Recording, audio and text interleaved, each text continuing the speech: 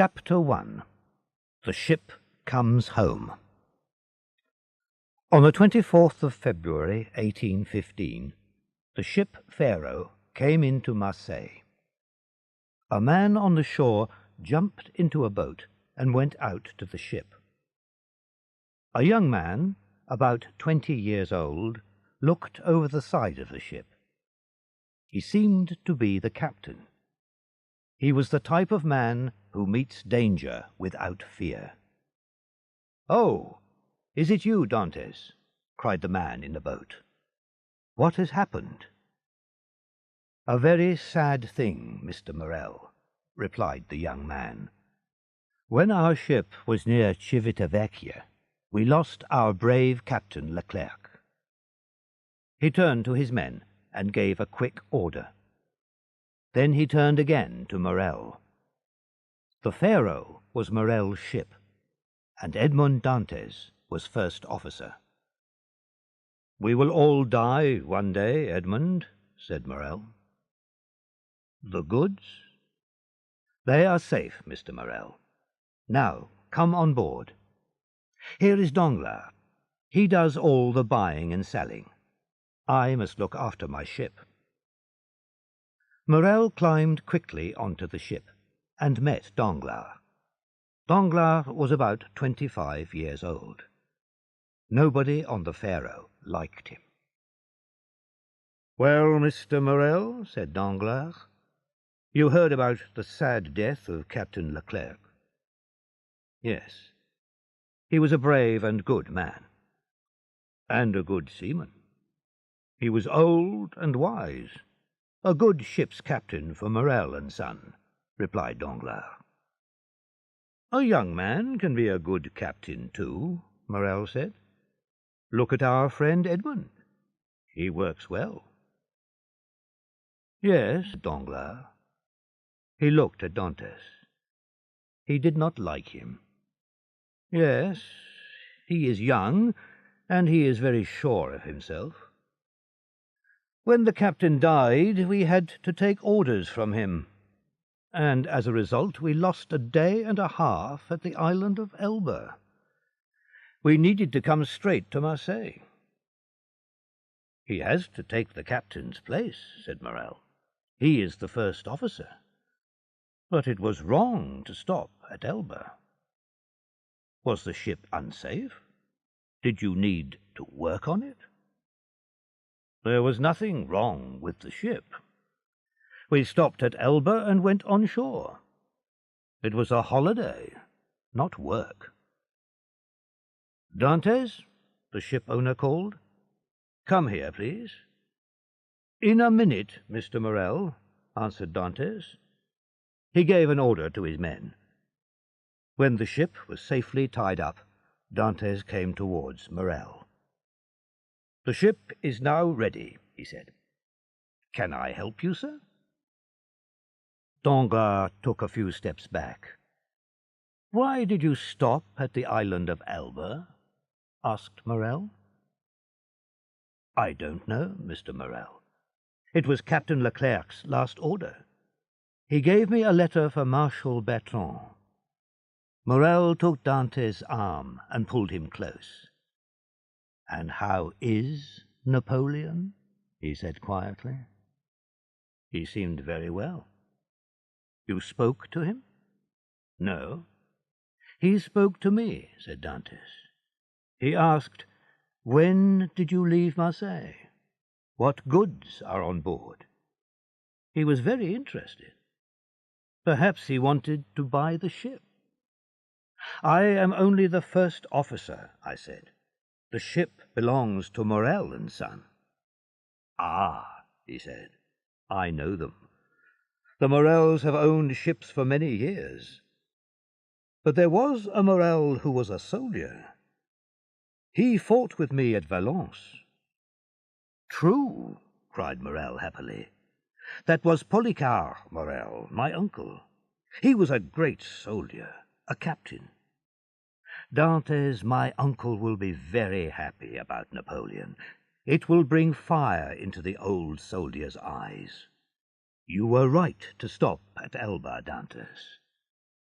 But don't tell people about the letter for Marshal Bertrand, and about Napoleon. You will get into trouble." "Why?" asked Dantes. "I don't know what was in the letter. Napoleon only asked me simple questions. Anyone can answer questions like those." "My dear Dantes," said the owner, "are you now free?" "Yes, Mr. Morel," Dantes replied. "Can you come and have dinner with me?" "Thank you, Mr. Morel, but I must visit my father first." "Visit your father, and then come to my house." "Thank you again, Mr. Morel, but there is another person that I must see." "True, Dantes, I forgot. Of course, the beautiful Mercedes. She came to see me 3 times. She wanted news about the Pharaoh." "She has promised to marry me," the young seaman said. "My dear Edmund," said the owner, "that is very good news. Now, hurry away to see your father." "Thank you, Mr. Morel. I have a question. Can I leave the ship for 14 days? "To get married?" Morel asked. "Yes, first, and then I want to go to Paris." "Yes, of course, Dantes. But come back again in 1 month. The Pharaoh can't sail without her captain." "Without her captain?" cried Dantes. His eyes were bright, and he was very happy. "Are you really going to make me captain of the Pharaoh? Oh, Mr. Morel, I thank you for my father and for Mercedes." "Good, Edmund.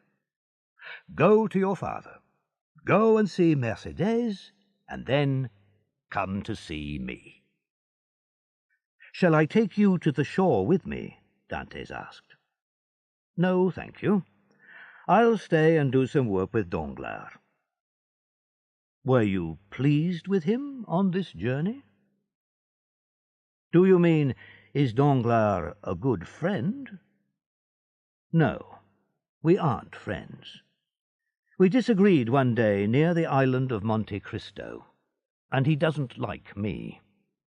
But he works well. I can say nothing against him." The ship owner watched Dantes until he reached the shore. Danglars stood on the ship behind Morel.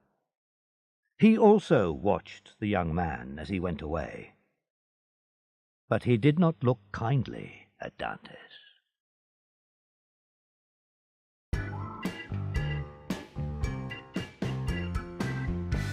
Chapter 2. Father and Son. Dantes turned into a narrow street and went into a small house. "My dear Edmund," cried his father, "my boy, my son, you are here in Marseille. Tell me all your news." "I have some sad news. The good Captain Leclerc is dead, but I am now captain of the Pharaoh. Just think, I am only 20 years old and the captain of a great ship. I will earn good money. I can buy you a new house." "What is the matter, father? Aren't you well?" "It is nothing," his father said. "You need food and a drink. Where will I find food and drink for you?" "There is nothing in the house," answered the old man. "But I don't need anything, because you are here. When I left 3 months ago, I gave you plenty of money," Dantes said. "Yes, but I paid some money back to our friend Caderousse. He asked me for it." "But you gave Caderousse more than half of the money. Why did you do that? Here, father, take this and send for some food." Edmund put all his money on the table. "No, no," said the old man. "I don't need all that money." But here comes Caderousse. He knows that you are home. He wants to welcome you." "Hello. You have returned, Edmund," Caderousse said. "Yes, neighbour," replied Dantès. He tried to hide his real feelings. "I am ready to help you in any way." "You are rich now," said Caderousse, looking hungrily at the money on the table. "Oh, that," said Dantès, "that is my father's money. But of course you are our neighbour. If you want money, we will lend it to you." "Thank you, but I don't need anything. I met my friend Danglars, so I heard that you were here. I wanted to see you." "Good Caderousse," said the old man. "He is a great friend to us." There was an ugly look on Caderousse's face. "Well, Morrel is pleased with you," he said. "Are you hoping to be the next captain of the Pharaoh?" "Yes, I believe that I will be the next captain. But, dear father, I must leave you. Now I must visit another person in the town." "Go, my dear boy, and God protect your wife." "His wife?" said Caderousse. "She isn't his wife yet. Mercédès is a fine girl, and fine girls have plenty of young men. But you will be captain of the Pharaoh, so my opinion of women, and of Mercédès, is better than yours," Dantès said. "I know that she will always love me." Edmund left the house, and Caderousse joined Danglars. The seaman was waiting for him at the corner. "He isn't captain yet," said Danglars quietly. "We can stop him. Let's go. We will stop at La Réserve and drink a glass of wine there." "Right then," Caderousse said. "But you must pay for the drink."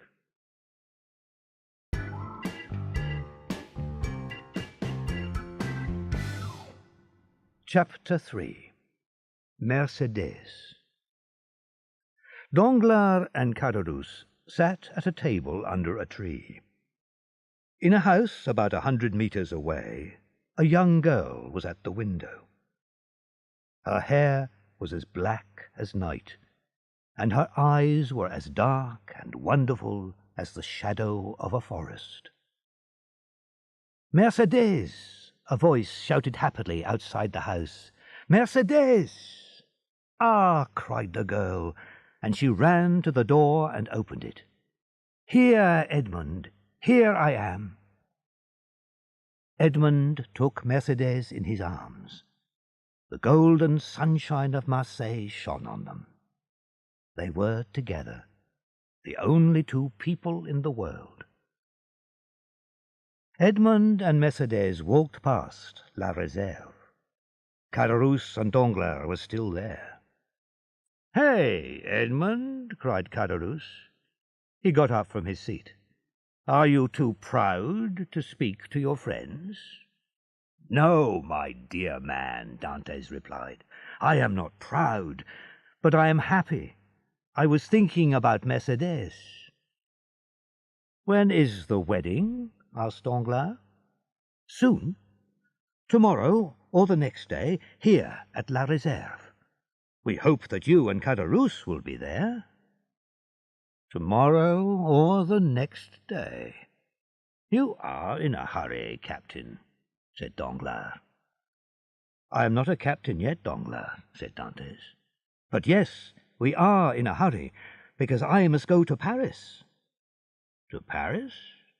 Do you have business there?" "It is not my business. Captain Leclerc asked me to finish some work for him." Yes, I understand," said Danglars. And he added, speaking to himself, "To Paris. He is taking Marshal Bertrand's letter there. Ah, I have an idea. Dantès, my friend, You are not captain of the Pharaoh yet. He turned towards Edmund. "A good journey," he cried. "Thank you, my friend," said Edmund. And the two lovers continued on their happy path. "Boy," shouted Danglars, "bring me a pen and paper." "It is a strange thought," said Caderousse. "You can kill a man with a knife, but you can also kill him with that pen." "I will tell you what I am going to do," said Danglars. "Dantès has just returned from a journey. He stopped at the island of Elba. We are going to send a letter to an officer of the government. We will write that Dantès is working for Napoleon. He wants to bring Napoleon back as ruler of France." Danglars wrote, using his left hand. "A friend of the king has information for the king's officers. Edmond Dantès of the ship Pharaoh brought a letter from Elba to the followers of Napoleon in Paris. You will find the letter in his coat, or at his father's house, or in his room on the ship." He put the letter in an envelope and wrote a name on it, Villefort. "So, I have done it," Danglars said. "Yes, you have done it," said Caderousse. "But it is a dirty piece of work." He put out his hand to take the letter. The cooks at La Réserve prepared a wonderful meal for the wedding. Many of the men from the Pharaoh were there, and other friends of Dantès. "Shall we start?" asked the sweet, silvery voice of Mercédès. "We must go to the church." Everyone in the party stood up and began to form a line. Suddenly there was a loud noise. A man knocked on the door and shouted, "Open this door, in the name of the law!" An officer came in. There were 4 soldiers with him. "Where is Edmond Dantès?" "That is my name," said Edmund. "Why?" "I can't tell you. Someone will tell you the reason later." "Don't be afraid, my good friend," said Dantès. "They are making a mistake. That is all, I'm sure." Dantès went into the courtyard with the soldiers. "God go with you, my dearest," cried Mercédès. "And with you, sweet Mercédès. We shall soon meet again."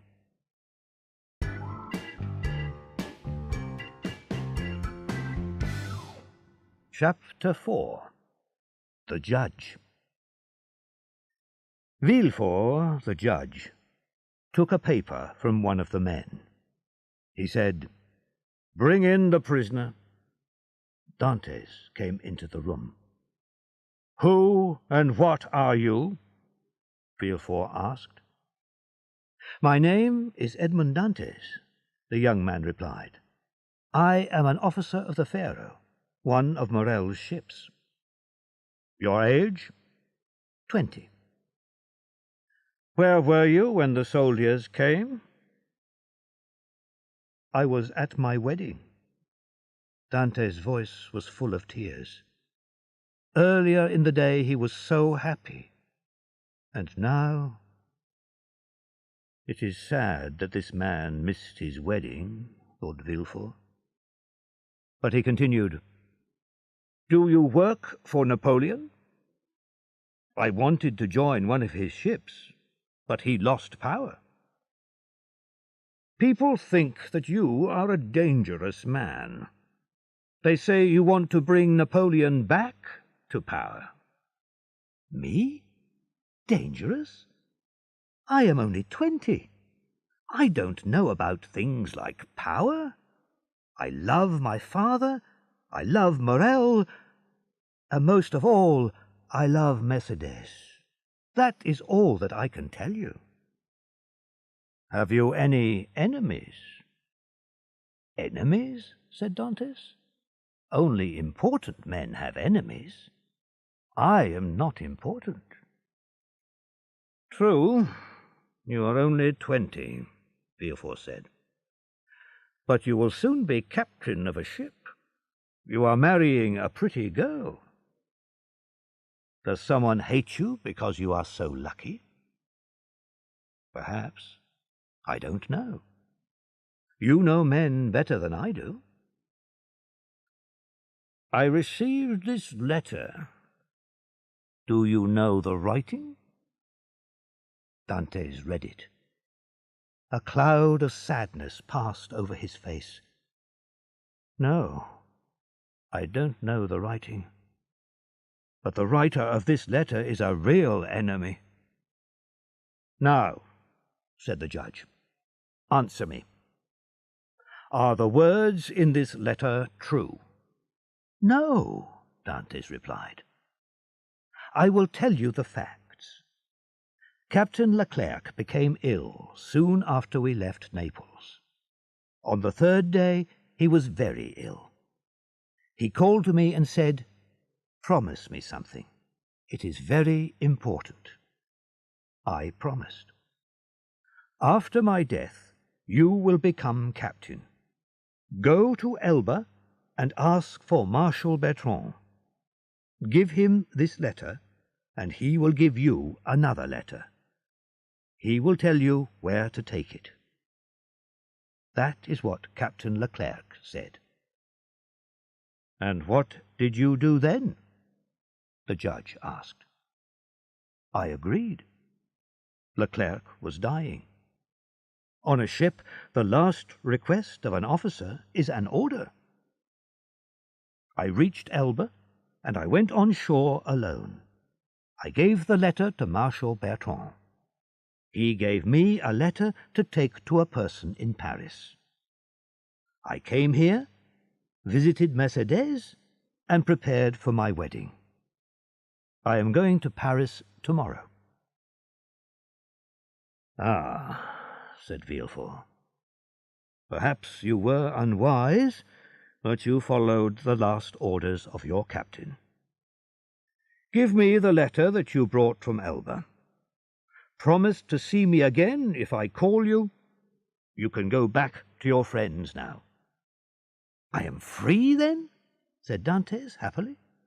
Yes, but first give me the letter.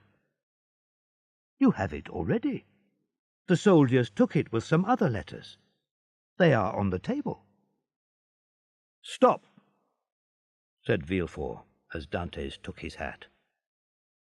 Whose name and address are on the letter? Noirtier, Heron Road, Paris.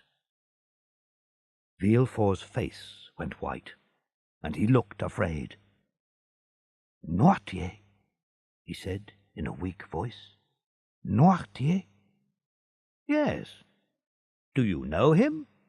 No, replied Villefort. I am a true follower of the king. I don't know men who want to destroy him. Noirtier wants to destroy the king? Dantes began to feel afraid. I told you. I didn't read the letter. I don't know what it says.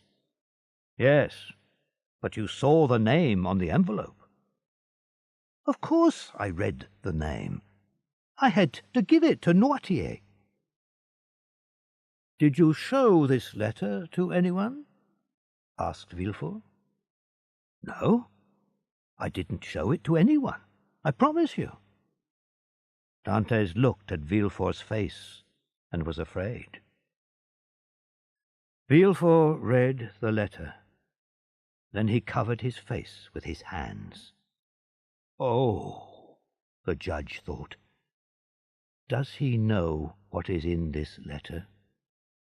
Does he know my real name? Does he know that Noirtier is my father? If he knows this, then I am in danger." He looked closely at Dantes. Then he said, "You cannot leave now. You must stay here for some time. I will try to make your stay as short as possible. The only thing against you is this letter." He took the letter from the table and went to the fire. "Look, I am burning it." "Oh," cried Dantes, "you are very kind." "Listen," said Villefort. "You know that I will help you. You will stay here until this evening. Don't answer any questions. Don't say a word about this letter. And don't say the name of Noirtier." "I promise." Villefort called out, and a soldier came into the room. "Follow this soldier," Villefort told Dantes. The door closed, and Villefort fell into a chair. "Oh, my father, if people hear about this letter, it will be the end for me. I must make sure that nobody knows about it."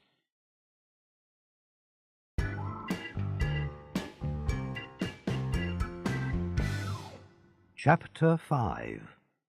The Prison. The soldier took Dantes to a small room. Then, at about 10 o'clock, an officer and 4 soldiers took him through the streets to the shore. They put Dantes in a boat. Then they watched him as the boat moved away. "What is happening?" Edmund thought wildly. "The judge was kind to me. He told me not to be afraid. He only told me not to say the name Noirtier. And he destroyed the letter in front of me." Dantes looked into the darkness. They were going out to sea. They were sailing away from everything that he loved. He turned to the nearest soldier. "Friend," he said, "please tell me where we are going. I am Edmond Dantes, a seaman, and a man who loves God and the king. Tell me where we are going." "You were born in Marseille, and you are a seaman, but you don't know where you are going? Look!" Dantes stood up and looked in front of the boat. 100 meters away he saw the black and frightening shape of the rock where the Chateau d'If stands. The prison was about 300 years old. People tell many strange stories about this place, Dantes thought. Prisoners go there and never return. Is this the end of all hope? "I am not going to be a prisoner there," cried Dantes. "Only important prisoners, enemies of the king, go there. Mr. Villefort promised me—" "Mr. Villefort told us to take you to the Chateau d'If." The boat reached the shore. A soldier jumped out, took Dantes' arms, and pushed him up some steps. He passed through a door, and the door closed behind him. He was in a courtyard with high walls on all sides. He heard the feet of soldiers walking around outside. "Where is the prisoner?" a voice said. "Follow me." Dantes followed. The man took him to a room which was almost under the ground. "This is your room for tonight," the man said. "It is late and the governor is asleep. Tomorrow, perhaps, he will send you to another place. There is bread and water and some dry grass to sleep on. Good night." The man left quickly and took away his lamp. Dantes was alone in the darkness and the silence. At the first light of day, the guard returned. Dantes was standing in the same place, just inside the door. The man touched Dantes on the arm and asked, "Haven't you slept?" "I don't know," Dantes answered. The guard looked at him. "Are you hungry?" "I don't know." "Do you want anything?" "I want to see the governor." The guard gave a short laugh and left the room. The door closed. Dantes threw himself on the floor. "What is happening?" he cried. "Why am I in this place?" The day passed. Dantes did not eat. He walked round and round the small room. The next morning the guard came back again. "Prisoner," he said, "are you feeling better today?" Dantes did not answer. "Be brave, man." "Can I get you anything?" the guard asked. "I want to see the governor." "That is not possible," the guard said. "What can I do then?" Dantes asked. "You can have better food, if you pay for it, and books, and you can walk around in the courtyard." "I don't want books. This food is all right. And I don't want to walk around. I want to see the governor." "You can't. Don't ask to see him. I will always say no. You will go crazy." "You think so?" "I know it. There is a man in this prison. He was in this room before you. If you help me, I will give you a lot of treasure," he told the governor. "He was put in a room underground 2 years ago." "Listen, I am not crazy," Dantes said, "and I must see the governor." "Oh ho!" cried the guard, stepping back. "You are going crazy. We will have trouble with you. But there are plenty of places underground." He went out. A few minutes later he returned with 4 soldiers. "The governor has sent orders," he said. He turned to the soldiers. "This prisoner is crazy. Put him underground." The soldiers took Dantes' arms. He went quietly. They walked down 15 steps. Then the soldiers opened the door of a room and threw Dantes inside. The door closed, and Dantes walked around. He held his hands out until he touched the wall. Then he sat down in a corner. It was very dark, and he could see nothing. "The guard is right," he thought. "This place will make me completely crazy."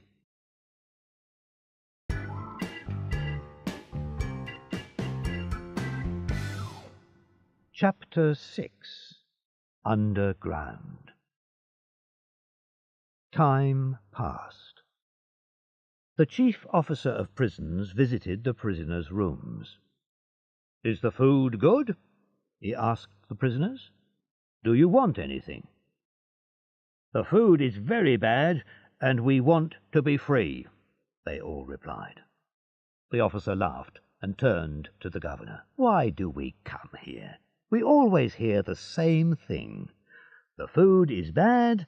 I have done nothing wrong. I want to be free." "Are there any other prisoners?"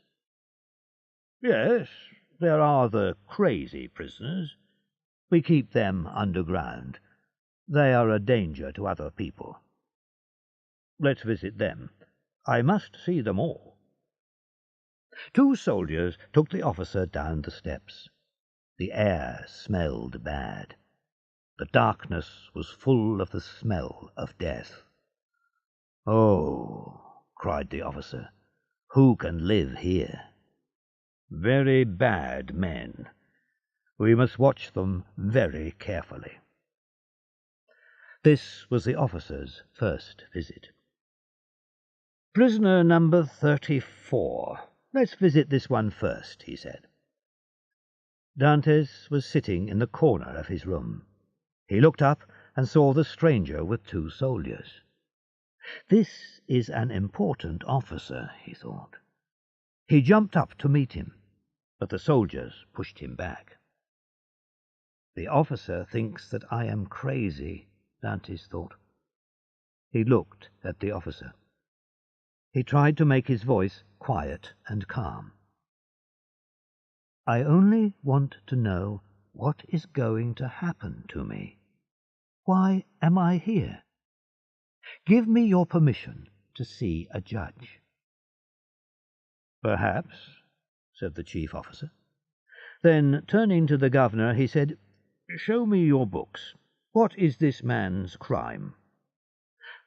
"I know that you can't free me," said Dantès, "but tell me, please, that there is hope." "I can't tell you that. I can only promise to ask about the matter. Who gave orders for you to come to the prison?" "Mr. Villefort." "Does he have a reason to be your enemy?" "No. He was very kind to me," Dantès said. "Then I can believe what he writes about you in the prison's book?" "Yes." The officer left the room and closed the door. But he left something in the room. Hope. The officer kept his promise to Dantès. He looked in the prison book and found Edmond Dantès, a dangerous man. He helped Napoleon return from Elba. Watch him carefully. "I can't help this prisoner," the chief officer thought.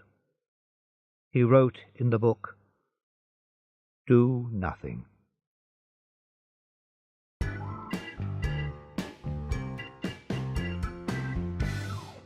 Chapter 7. Number 27. Days and weeks passed. Dantès began to think that the officer's visit was only a dream. Suddenly, one evening at about 9 o'clock, Edmund heard a sound in the wall next to his bed. He listened. Perhaps this is only a dream too, he thought. But he heard the sound again. He heard something fall, and then silence. Some hours later, he heard the noise again, nearer and more clearly. Edmund listened. "I know what that sound is," he thought. "A prisoner is trying to escape." Edmund wanted to help. He moved his bed. Then he looked round the room for a sharp tool. The only things in the room were a bed, a chair, a table, and a water pot. "I will break the water pot and use one of the sharp pieces," he thought. He threw the pot on the floor, and it broke into pieces. He hid 2 or 3 pointed bits in his bed. The next morning the guard came into the room. "The water pot fell from my hands when I was drinking," Dantès said. The man was angry with him for his carelessness, but he brought another pot. He did not take away the broken pieces of the old one. Dantès started to work. The stone wall was old and soft, and it broke into small pieces easily.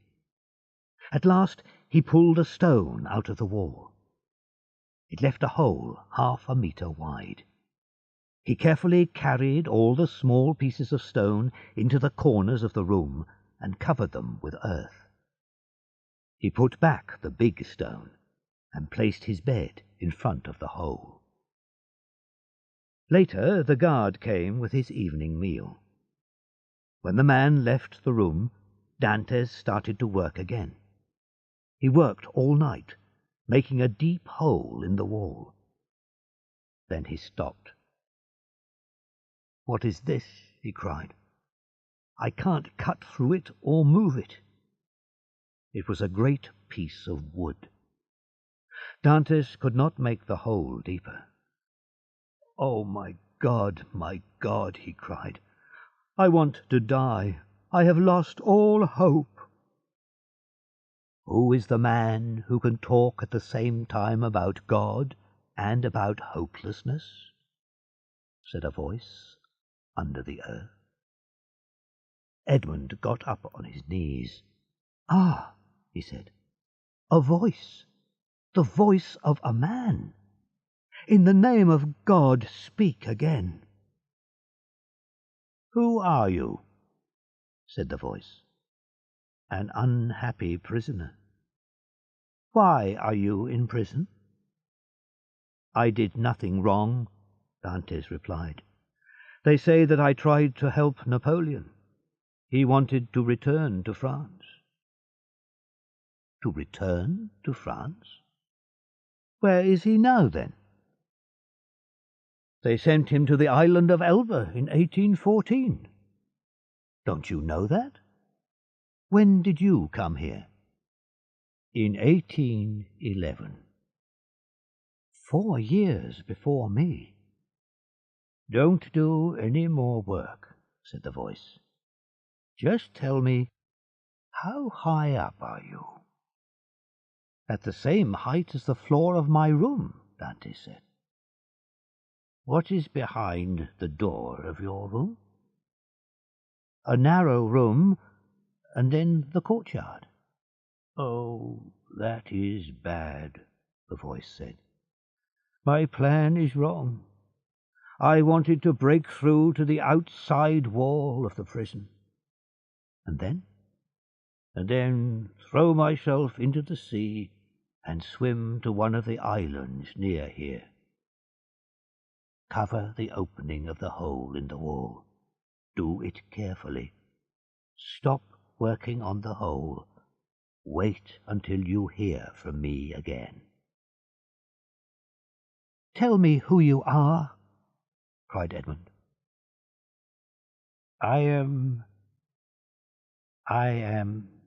number 27. "Why don't you tell me your name?" Edmund heard a quiet laugh. "Oh," he cried, "please, please don't leave me alone. I promise that I won't say a word to the guards." "I will talk to you again," said the voice. "Tomorrow." Edmund closed the opening in the wall, carefully hid the bits of stone, and put his bed back in its place. The next morning, when he moved his bed away from the wall, he heard a sound. He got down on his knees. "Is it you?" he said. "I am here." Soon after that, part of the floor of Dante's room fell away. Stones and earth fell down into the opening. Then, at the bottom of the hole, Dante saw the arms and head of a man. The man climbed up into the room. Dante reached his hands out to his new friend. He was a small man, and his hair was white. His eyes were dark, and he had a long beard. He was not strong. "You seem very happy to see me," he said to Dantes. "Your happiness touches my heart." But Dantes knew that the man was very sad. "You worked hard to escape," he said, "but you haven't reached the outside of the prison. This is just another room. But there are 3 other sides to the room. Do you know what is outside those walls?" "One wall is built against the rock. One is against the lower part of the governor's house. If we get out there, the guards will catch us."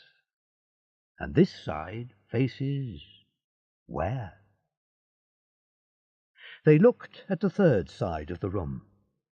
There was a small window high up in the wall, with 3 strong bars across it. The man pulled the table across the room and put it under the window. "Climb on the table," he said to Dantes. "Put your back against the wall and join your hands in front of your body."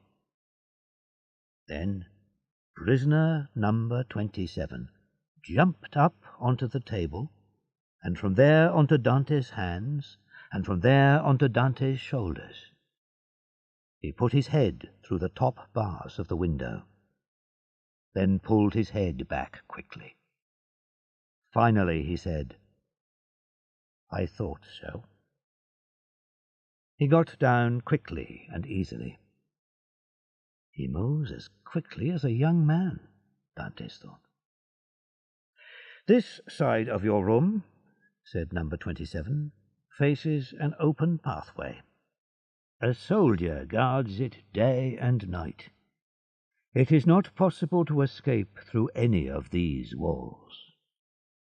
Dantes looked at the man. "You really want to escape," he thought, "and now you know that you can't. So why are you so calm?" Then he said, "Tell me, please, who are you?" "My name is Faria," the other man replied. "I came to the Chateau d'If in the year 1811. Before that, I was in the prison of Fenestrelle for 3 years. "But why are you here?" "As you know, there are a number of small countries in Italy. Each country has a ruler. I wanted to make Italy one great country under one great king. My chosen king tried to destroy me, and now Italy will never be one country. Napoleon tried to make it one country, but he did not complete his work. Poor Italy." The old man's voice was very sad. "Can I see your secret path behind the wall?" Dantes asked. "Follow me," said Faria, and he went into the deep hole in the wall. Dantes followed.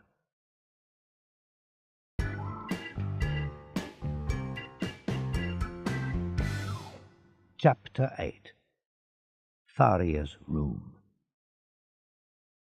The 2 friends passed easily along the underground path. Faria pulled up a stone in the floor, and they climbed into his room. Dantes looked around. "There is one thing that I still don't understand," he said. "How do you do so much work?" "I work all night." "At night? Do you have cat's eyes? Can you see in the dark?" "No, of course not. But God has given man a mind. With it we can make what we need. I made a lamp for myself. I get the oil from my food, and it burns very well." They sat and talked. Faria's words were clever and wise. Sometimes Dantes could not understand them. "You are very wise. Will you teach me?" Dantes asked. "I don't want you to get tired of me. A clever person doesn't want to talk to a person who knows nothing. Teach me, and then the hours will pass more quickly for you." Dantes learned new ideas from Faria very quickly and easily. He learned about the history of the world and the English language and many other things. Time passed. Dantes was much happier, but Faria's health was not good. One day Faria was in Edmund's room. Edmund was working on the secret path between their rooms. Suddenly Edmund heard Faria cry out in pain. He hurried to him and found him in the middle of the room. His face was as white as death. "What is the matter?" cried Dantes. "Quick," replied Faria. "Listen to me." Dantes looked at Faria's face and was afraid. Faria's eyes were dark, and there were deep blue circles round them. His skin was very pale. "Listen," said Faria. "I have a terrible illness. I was ill before I came to the prison. Help me back to my room. Take out one of the feet which hold up my bed. There is a small bottle of red liquid in the hole." Dantes acted quickly. He pulled the old man down into the underground path and took him back to his room. Then he helped Faria onto the bed. "Thank you," the poor man said. He was very cold now. "Now I must tell you about this illness. When it reaches its worst point, and not before, I pour a little of the liquid into my mouth." He stopped talking. The frightening greyness of death passed over his face. Dantes waited. Then he thought, "My friend is nearly dead." He took Faria's knife, broke open the bottle, and poured a little of the liquid into Faria's mouth. And he waited again. "Will my friend die?" he cried. 1 hour passed, and there was no change. Then, at last, a little colour came into Faria's face. The wide-open eyes showed some life. Faria could not speak, but he pointed to the door. Dantes listened and heard the steps of the guard. "He mustn't find me here," he thought.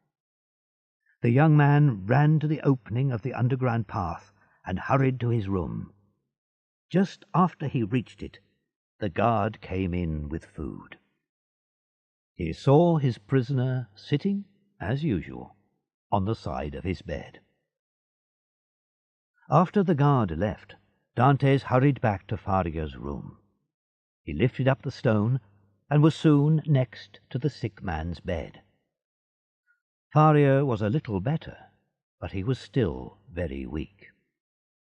"Don't lose hope," said Dantes. "You will soon be strong again." He sat down on the bed next to Faria and held the old man's cold hands. "No," said Faria. "My first illness lasted for only half an hour. When it ended, I got up from my bed without help. Now I can't move my right arm or leg, and there is a pain in my head. Next time, the illness will kill me."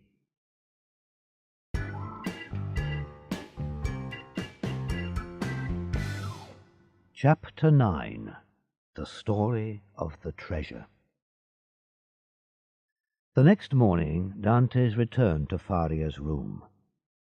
Faria looked a little better. He showed Dantes a small piece of paper. Half of it was burnt away. Edmund said, "I can't see anything except broken lines and words." "I know what the words mean," said Faria. "But first I will tell you the story of this paper. I was the friend and helper of Prince Spada, the last of the princes of that name. I was very happy with him. A long time ago, his family was very rich. People often say, as rich as a Spada.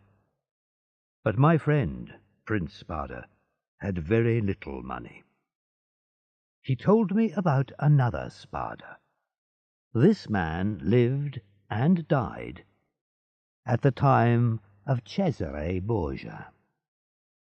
Cesare Borgia needed money for his wars, but the country was very poor. Finally, he thought of a plan.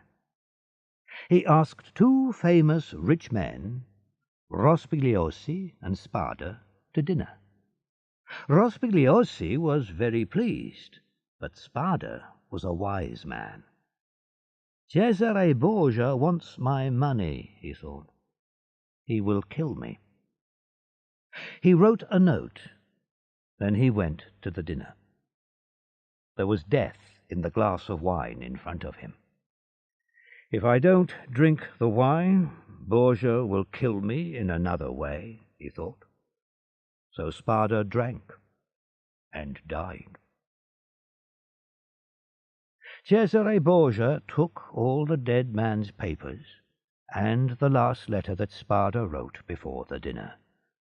This said, "I give everything to my brother's child, all my money and all my books. Tell him to keep the prayer book with the gold corners carefully. It will help him to remember his uncle." Cesare looked everywhere. There were some gold cups and a little money, very little, and he took those. But he could not find the treasure of the Spadas.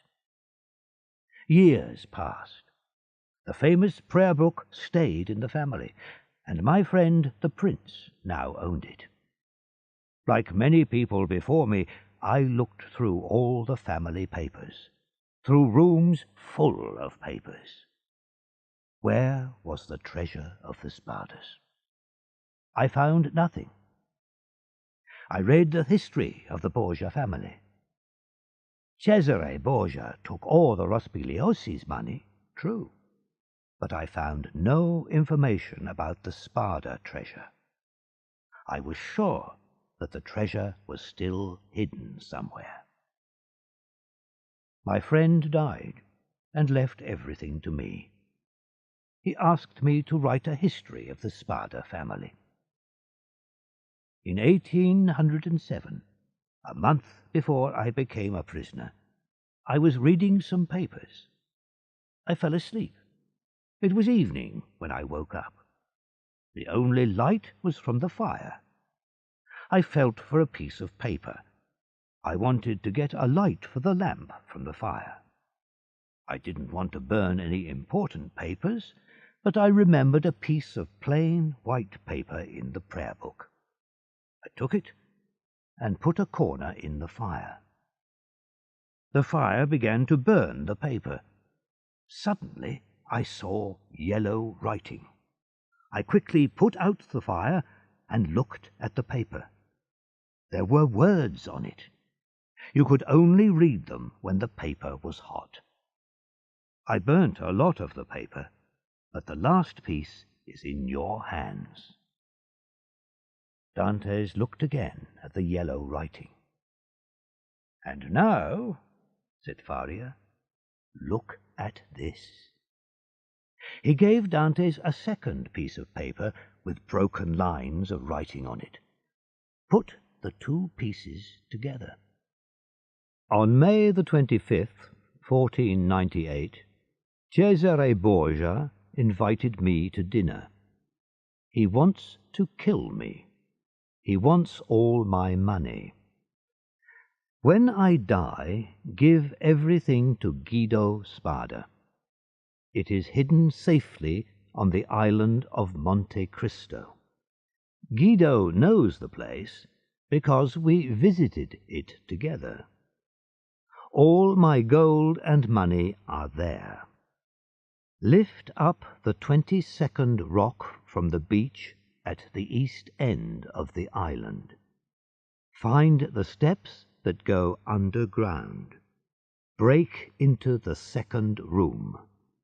The treasure is in the northeast corner of the room. Cesare Spada, May 25th, 1498. "Yes," Dante said, "I understand. But the writing on the second piece is different." "It is my writing," said Faria. "I thought about it and completed the old paper. When I understood the words, I left immediately. But the government was afraid of me. When I went on board the ship, soldiers took me prisoner." Faria looked at Dantes. "And now, my dear man," he said, "you know as much as I do.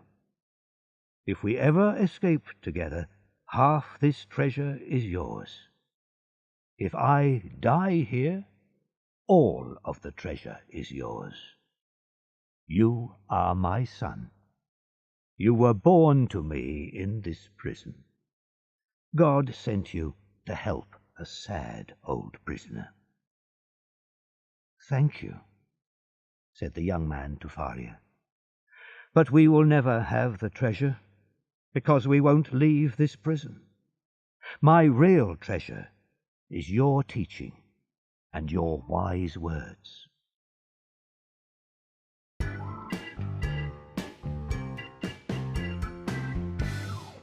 Chapter 10. The Death of Faria.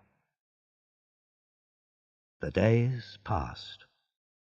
Faria talked about his treasure, and he thought about ways of escape for his young friend. "I am afraid that I will lose the letter," he said to Dantes.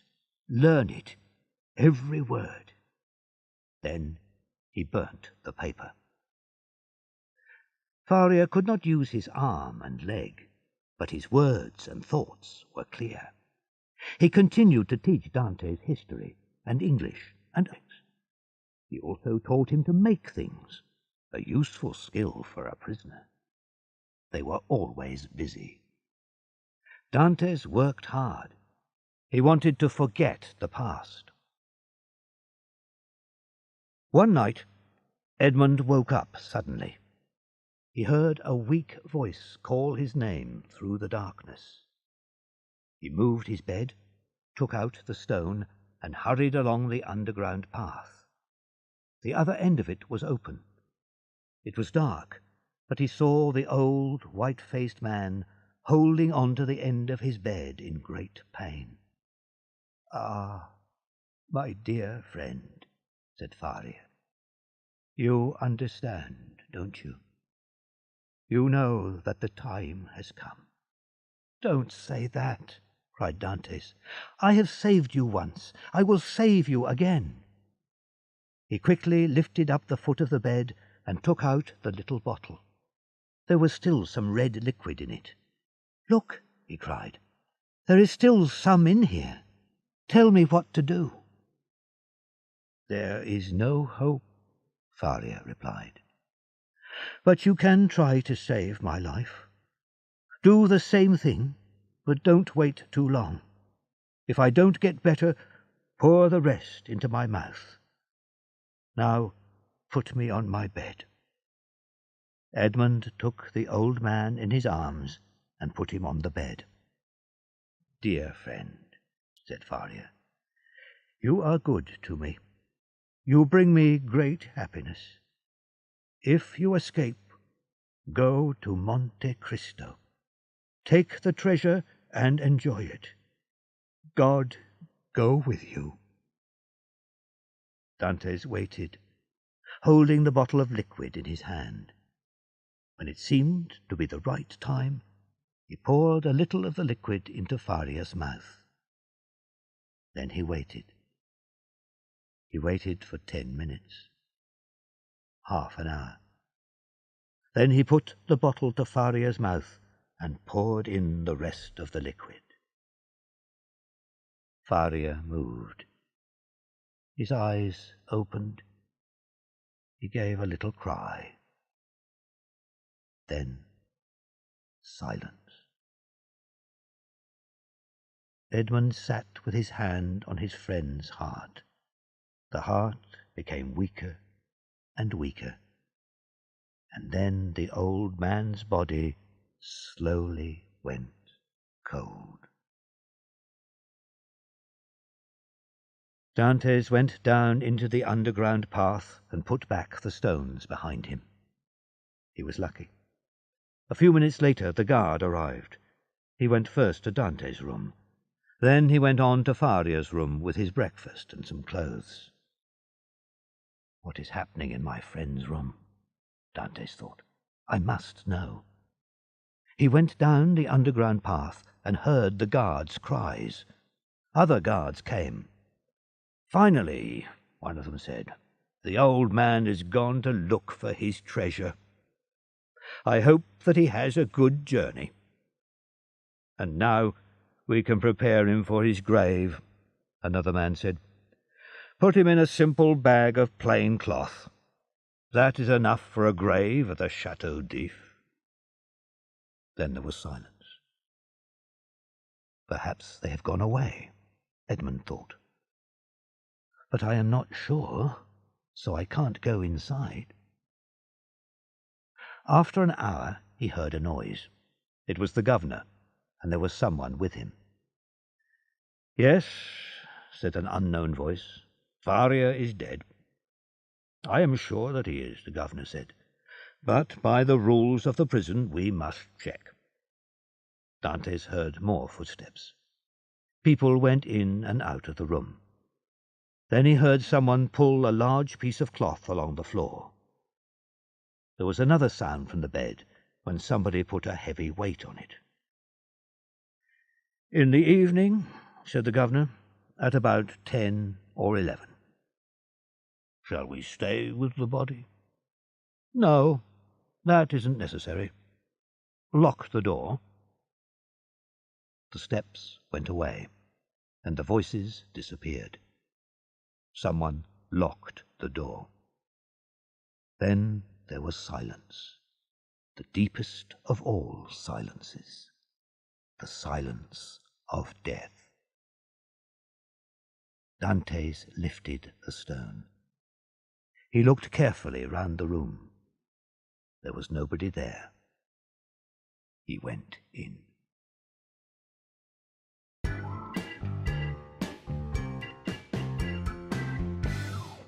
Chapter 11. The Grave of the Chateau d'If. On the bed, Dantes saw a long bag of dirty cloth. The body of his friend Faria lay inside it. Alone. I am alone again, Dantes thought. And then he stopped. He looked at the bag, and a strange thought came to him.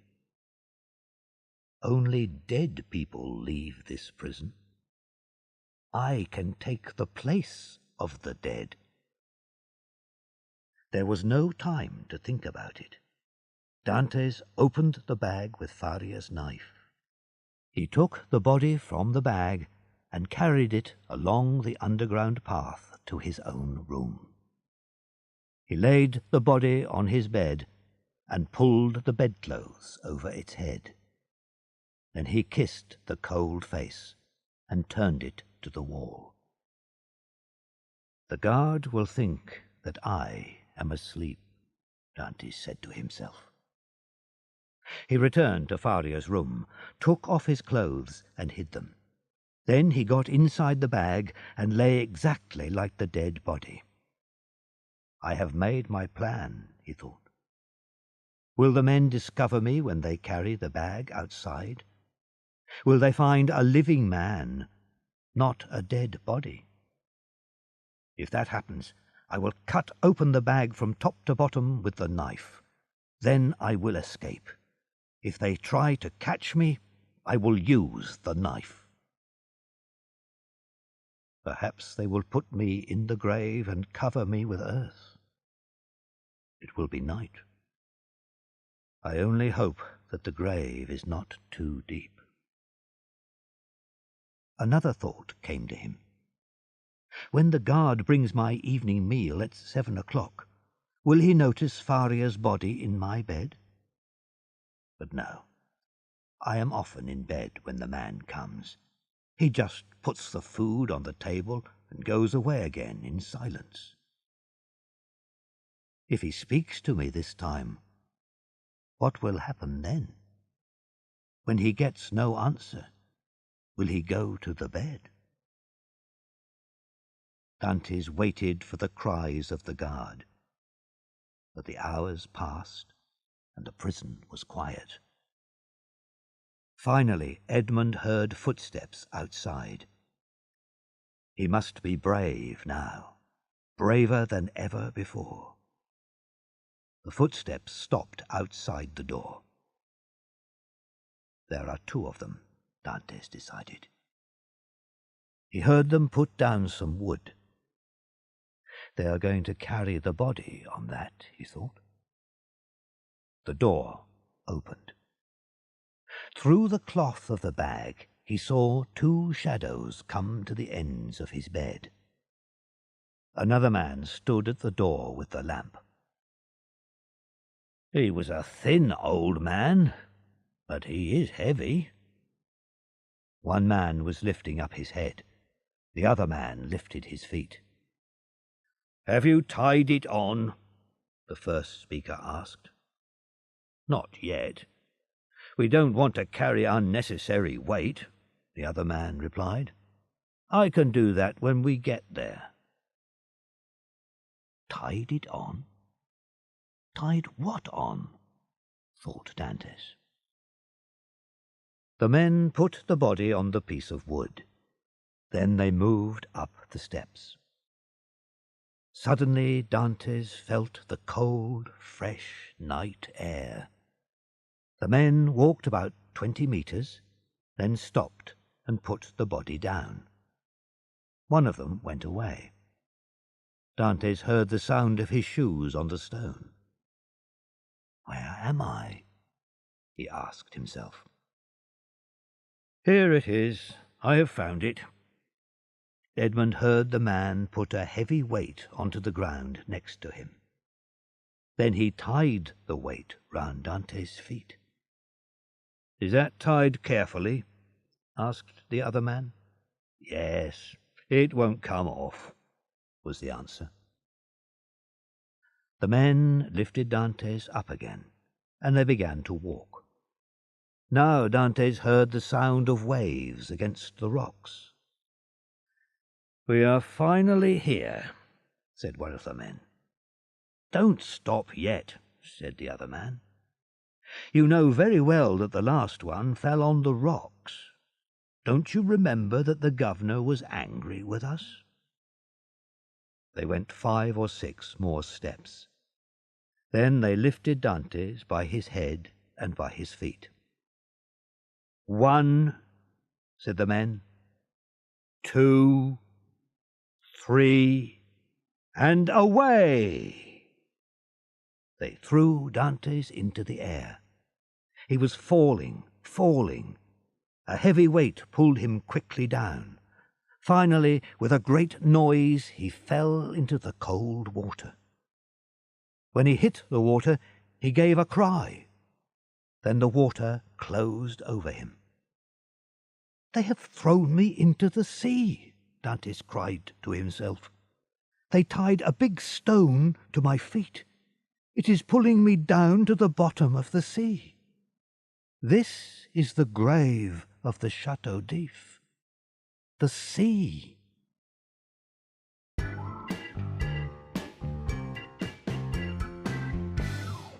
Chapter 12. The Young Amelia. Dantes was wise. He kept his mouth shut after that first cry of surprise. In his right hand he still held the knife. He quickly cut open the bag, got one arm out and then his body. The stone pulled him down and down, and he felt very weak, but he reached down and cut the stone free. Then he swam quickly to the top of the water, and the stone fell to the bottom of the sea. Dantes felt the night air on his face. He began to swim under the water because he did not want the guards to see him. When he came up again, he was nearly 100 meters from the prison. Above him he saw a black and stormy sky. In front of him lay the great black sea. Behind him, blacker than the sea, blacker than the clouds, stood the Chateau d'If. It was a large and terrible place. The rocks around it seemed to reach out to take him back.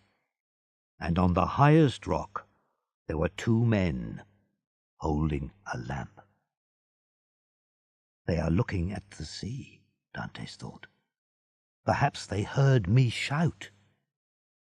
He went down again under the water and stayed there for a long time. When he came up again, he could not see the light. He began to swim out to sea. He swam for hours. He was trying to reach an island. In 2 or 3 hours, he thought, the guard will go into my room. He will find the body of my poor friend. He will look for me and not find me, and then he will call for help. The soldiers will discover the underground path. They will question the men who threw me into the sea. They will send boats of soldiers to find the escaped prisoner. Everyone will search for a hungry man without clothes. Soldiers will look for me in Marseille, and the governor and his men will search for me on the sea. I am cold. I am hungry. I have lost my knife. Oh, my God, help me. Oh, help me. After Dantes said this prayer, he looked towards the Château d'If. He saw a small ship coming out from Marseille. It was moving quickly out to sea. It came near him. He shouted and waved his hand. The ship turned towards him and let down a boat. There were 2 men in the boat. Dantes began to swim to it, but he was too weak. He gave a cry, and one of the men in the boat shouted, "Be strong, we are coming." Dantes heard their words. A wave passed over him. He came up to the top of the water, and then he went down again. The water closed over his head. I am dying, he thought. Then someone caught him by the hair and pulled him up. After that, he heard and saw nothing. When Dantes opened his eyes, he was on board the ship. Where are we going? He thought. He looked out through a small window. We are leaving the Château d'If behind. The captain came to see him. I am a seaman, and I lost my ship in the storm, Dantes told him. You can stay on my ship, the captain said, but you will have to work. Suddenly, a loud noise rang across the waters. Hey, what is that? Cried the captain. A prisoner has escaped from the Château d'If, replied Dantes. Is he the escaped prisoner? The captain thought. He looked at Dantes. Does it matter? Even if it is him, he will be useful to us. The ship was called the Young Amelia. It carried goods to quiet shores on dark nights. There were no customs officers in these places, so the captain did not pay money to the government for the goods. At first, the captain did not tell Dantes about his business. I do not know this man, he thought. Perhaps he is a government officer. But after some days, he started to like Dantes. The ship reached Livorno. Edmund asked a man there to shave him and cut his hair. When the job was finished, he asked for a mirror. He saw the changes in his face. When I went to the Château d'If, my face was round and open. It was the face of a young and happy man, he said to himself. Now his face was longer, his mouth was harder and stronger, his eyes were deep and thoughtful, and his skin was whiter. Even his voice was softer and sadder. "I don't know myself," he thought. "I am a stranger." Next he went to buy some clothes. Then, a changed man, he went back on board the young Amelia. The men of the young Amelia worked hard for their captain. They spent very little time in Livorno. The captain wanted to get the goods out of the city quickly and to take them to Corsica. They sailed away. Edmund was happy on the open sea. "I often dreamed about this in prison," he thought. Early next morning, the captain found Dantes. The two men stood at the side of the ship and looked at some great rocks. The sun shone in the sky and coloured the rocks a soft pink. It was the island of Monte Cristo. "I can jump over the side of the ship," Dantes thought, "and swim to the island in an hour. But if I do that, how will I get the treasure away? I must wait. I waited for years to be free. I can wait for a few months to be rich."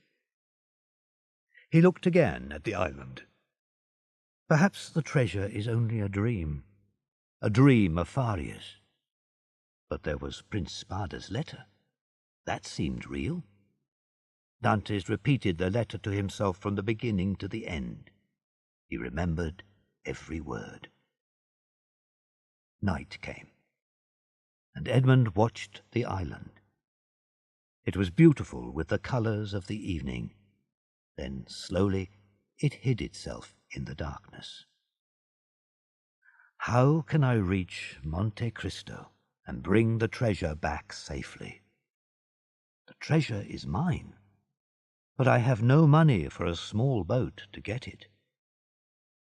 He thought about this problem all the time. They returned from Corsica to Livorno. One evening in Livorno, the captain asked Dantes to come to an important meeting. Edmund went with the captain to see other ships' captains. They talked about a ship from Turkey which was carrying expensive cloth. They wanted to find a quiet place and meet this ship, buy the cloth, and then take it to the coast of France. "We need a quiet place where there are no customs officers," one man said. "A place where nobody will see us." "The best place is the island of Monte Cristo," said the captain of the young Amelia. "Nobody lives on the island, and no customs officers ever go there." They decided to sail to Monte Cristo the next night.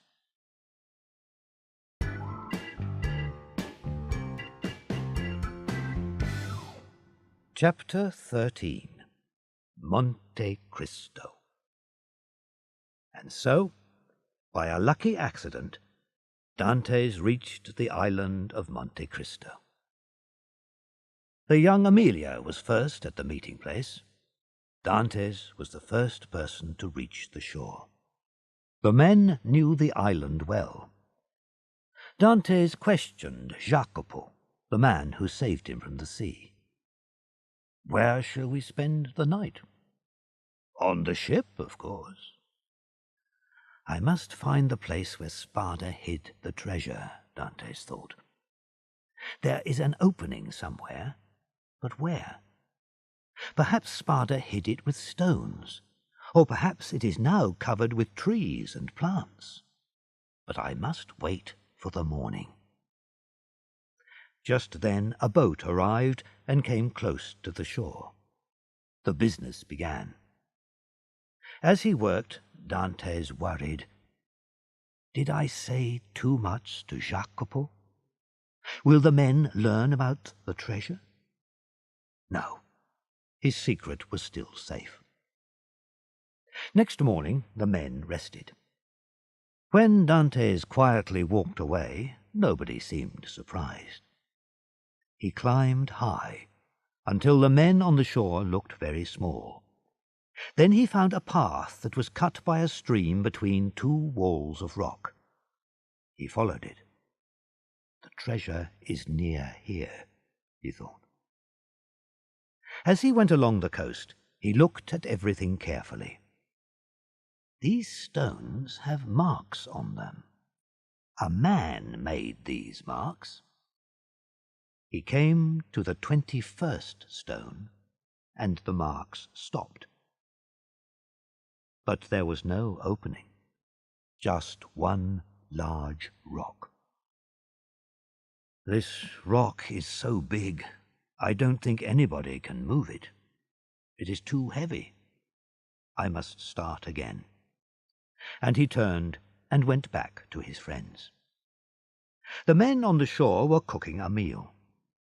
They were sitting down to eat when they saw Dantes. He was jumping from rock to rock towards them. All eyes turned to him. But then they saw him fall. They all ran to him, but Jacopo reached him first. Edmund was not moving. Is he dead? Jacopo thought. After some time, Dantes opened his eyes. My knee hurts very badly, he said, and my head and my legs feel heavy. They wanted to carry him to the shore, but when they touched him, he gave a cry of pain. Don't move me, he cried. The pain is too great. He did not want any food, but he told the other men to have their meal. I only need to rest, he said. When you return, I will feel better. The sailors went away. They returned an hour later. He is not getting better, one of the sailors said. His pain seems to be worse. I must sail this morning, the captain said to Dantes. Won't you try to get up? Dantes tried to stand up, but each time he fell back. With each fall he cried out with pain. He has broken his leg, the captain said in a low voice. But he is a very good man, and we can't leave him. We will try to carry him on board the ship. No, Dantes said. The pain is too bad. Don't move me. Leave me here. No, said the captain. We won't leave until evening. I don't want people to think that we left a good man like you on this empty island. But Dantes told him to go. No, no, he said to the captain. I was stupid, and I must suffer for my mistake. Leave me a small amount of food and an axe. I will build myself a hut. The captain turned towards his ship. It was waiting just off the shore, ready for sea. What shall we do? He asked. We can't leave you here, but we can't stay. Go. Please go, cried Dantes. We will be away for more than a week, the captain said. Then we will make a special journey to get you. Dantes spoke again. If, in 2 or 3 days, you see a fishing boat, ask them to come here for me. I will pay them to take me to Livorno. If you don't meet a fishing boat, please come back for me. Listen, Captain, said Jacopo. I will stay with him. You will say good-bye to your part of the money from this business to stay with me? Yes, said Jacopo immediately. A strange look passed over Dante's face. He pressed Jacopo's hand. You are a good, kind-hearted friend, he said to Jacopo. God will love you for your kindness. But I don't want anyone to stay with me. I will be all right. The men left the things that Edmund wanted. Then they went back to the ship.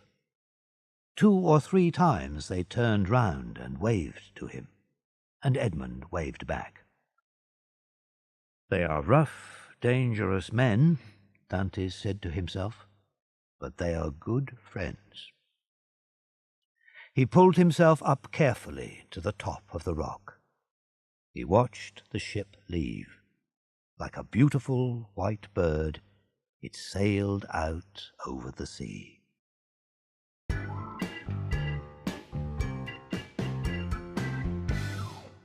Chapter 14. Treasure. Edmund climbed carefully down from the rocks. I didn't really fall. I wanted the men to leave me here. I don't want to fall and hurt myself now, he thought. He followed the line of marks on the stones again. They started from a small place on the shore. Only a small ship could land there. But Spada's boat landed here, Dante said to himself. The marks ended at the large, round rock. But, thought Edmund, how did Prince Spada lift this heavy rock into this place? 20 men couldn't move a rock like this. Suddenly, a thought came to him. They didn't lift this rock into its place. It fell here. He jumped from the rock to look at the ground above it. Somebody cut a path here and moved the rock down it. They put a large stone here to hold it in its place. Now the stone is almost hidden by the grass.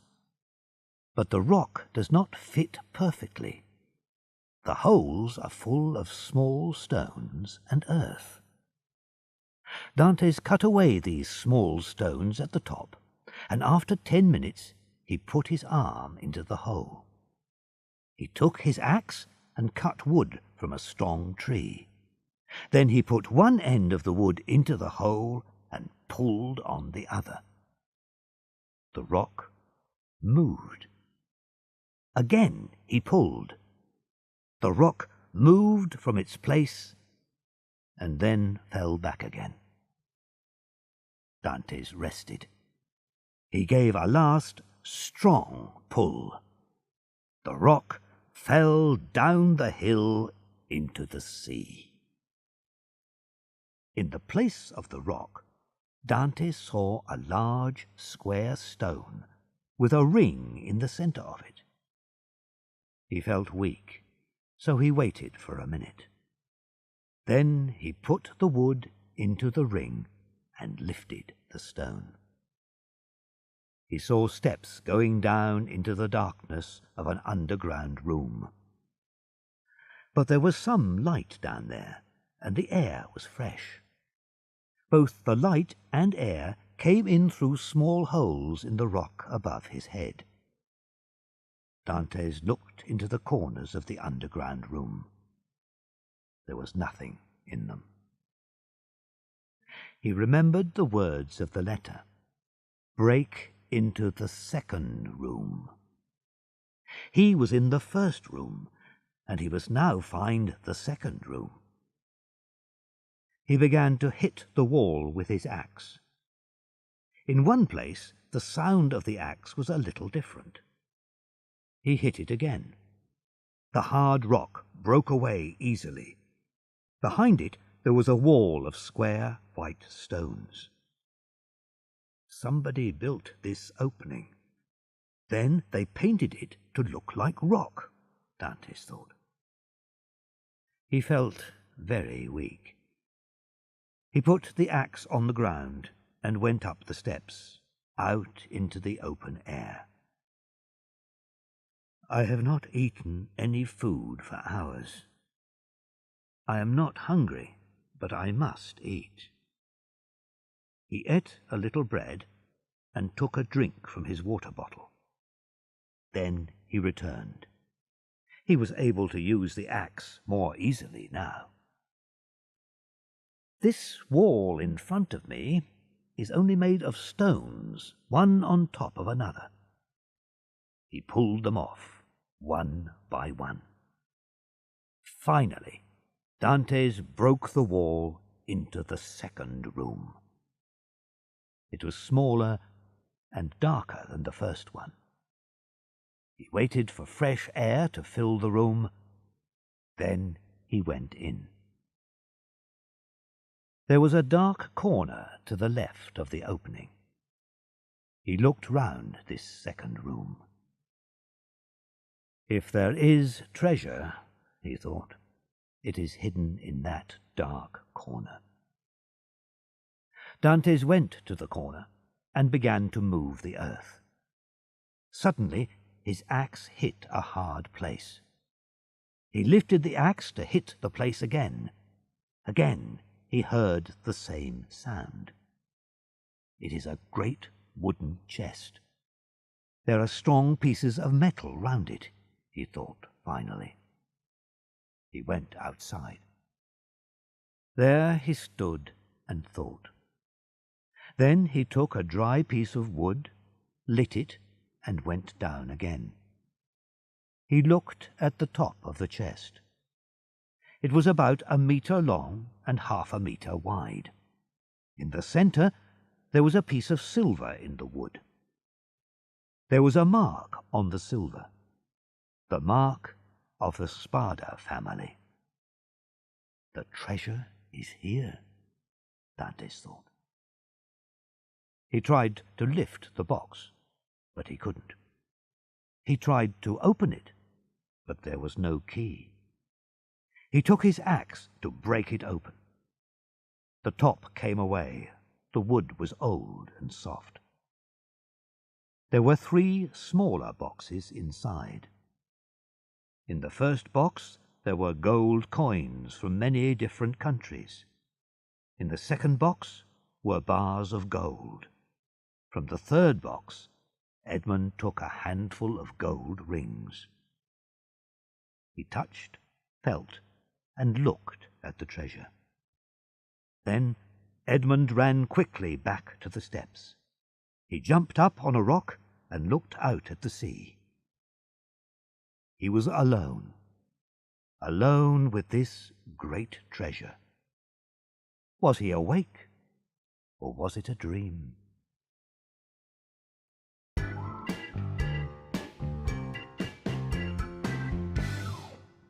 Chapter 15.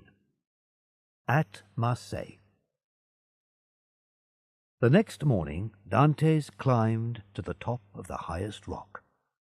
He looked for houses and men on the island, but there were none. It really was an empty place. He returned to the treasure place and went into the second room. He took gold and some coins and hid them safely in his clothing. Then he covered the chest with earth and put sand over the place. Nobody can see anything now, he thought. He put a large stone over the opening and covered it with earth. He placed some quick-growing plants in the earth. He went over the ground all round the place and hid every mark. Nobody will find this place. He waited for his friends to return. That was not easy. He did not want to sit and guard his great treasure. He wanted to return and live with men. These riches will give me great power. Danglars, Caderousse, even Villefort cannot hurt me now. I don't need to worry about them. With all this money, I can bring happiness to the people who are nearest to my heart. After 6 days, the young Amelia returned. Dantes went down to the shore. He walked slowly. "My leg still hurts," he said. "Did your business go well?" "We got the goods safely to land," the captain said. "But when we finished, a government ship from Toulon came after us. We needed you. You are a good sailor, and we needed your help. Luckily, night came, and we escaped. We have brought the young Amelia to Monte Cristo to get you." Dantes went on board, and the ship sailed for Livorno. In Livorno, Dante sold 4 of the smallest rings to a shopkeeper.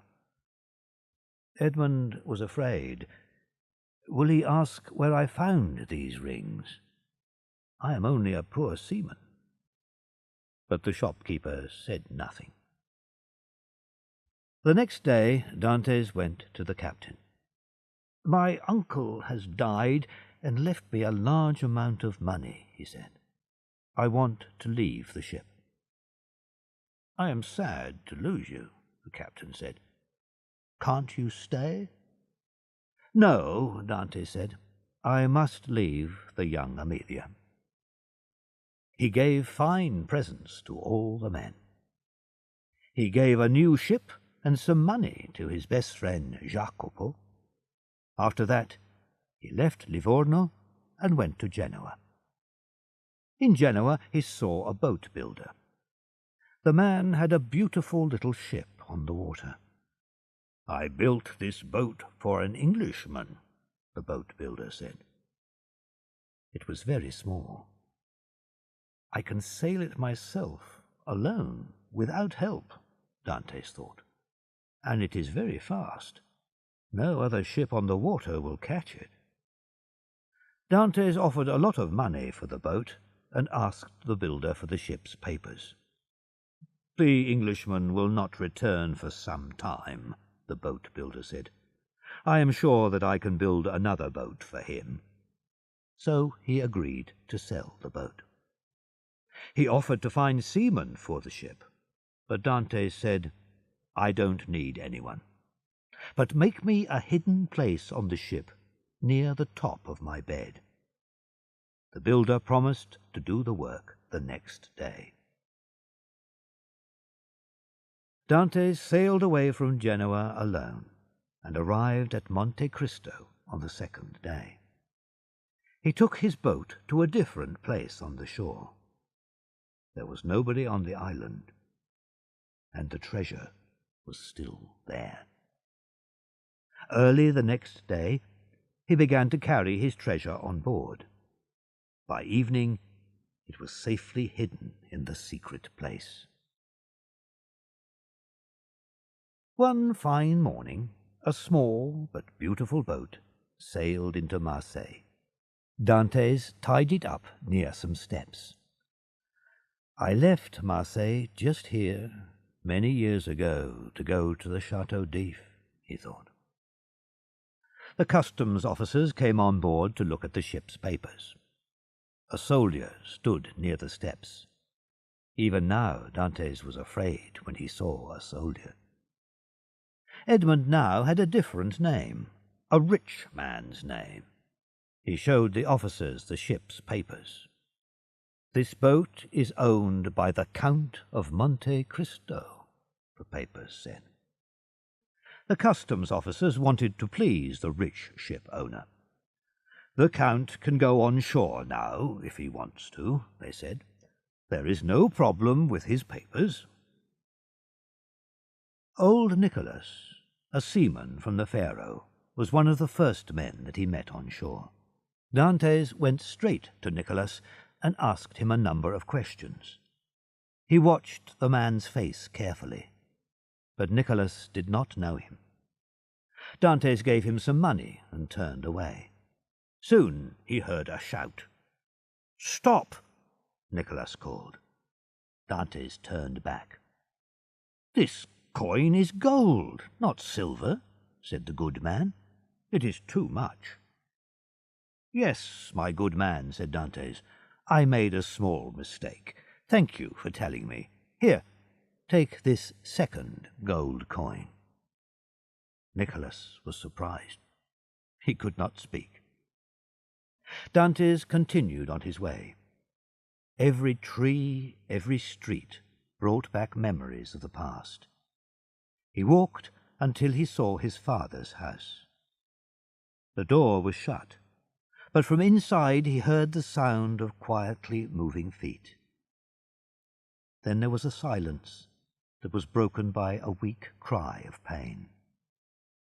Someone said, very softly, "Yes, soon, very soon now, but you must be strong." Dantes put out his hand to open the door, but his hand fell back to his side. He could not move. "But I tell you, he is here," said the weak voice again.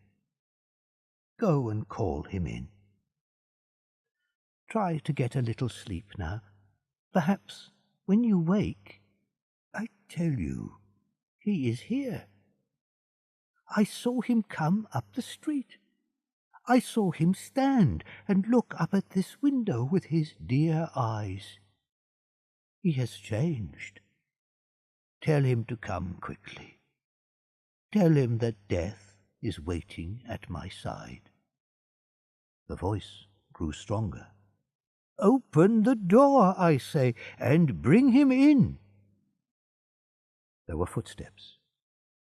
The door opened slowly, and Mercedes stood there. She saw him. At first she did not know him. Then she fell forward with a cry. "It is you!" she cried. Then taking his hand, she pulled him into the room. "Come quickly, he wants to see you." The old eyes looked up at him, dark and beautiful, with a last silent look of love. Then the eyes closed. "Kiss me," he said. "Hold me in your arms, Edmund. Death, you can come and take me now." Napoleon returned to France in 1815. Danglars left the country, and nobody saw him again. "Caderousse is still alive," said Mercedes, "but he is very poor." "Look," said old Nicholas to a soldier standing by the steps. Far away on the Mediterranean Sea there was a white sail. "He has gone," said old Nicholas. "That rich count?" "Yes, I saw him go," replied the soldier. "And her?"